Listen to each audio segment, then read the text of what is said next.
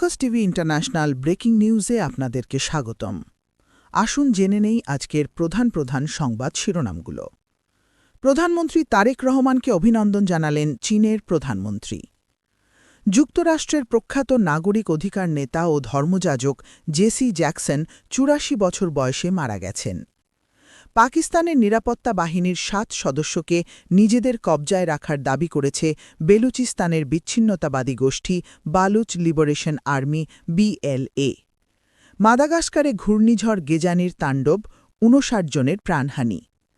পারমাণবিক ইস্যুতে ইরান ও যুক্তরাষ্ট্রের মধ্যে প্রথম দফার পর দ্বিতীয় ধাপে বৈঠক মঙ্গলবার ১৭ ফেব্রুয়ারি সুইজারল্যান্ডের জেনেভায় অনুষ্ঠিত হতে যাচ্ছে।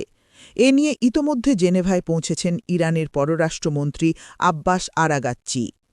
ভূখণ্ড হারাচ্ছেন ফিলিস্তিনিরা, ইসরায়েলের বিতর্কিত প্রস্তাব অনুমোদন। পশ্চিম তীর নিয়ে বিতর্কিত একটি প্রস্তাব অনুমোদন করেছে ইসরায়েল সরকার। এতে করে পশ্চিম তীরে ইসরায়েলিদের জন্য জমি কেনা সহজ হবে। সমালোচকরা বলছেন এই পদক্ষেপ পশ্চিম তীরে ইসরায়েলিদের বসতি নির্মাণকে ত্বরান্বিত করবে। এই ছিল আজকের প্রধান আন্তর্জাতিক সংবাদ শিরোনাম।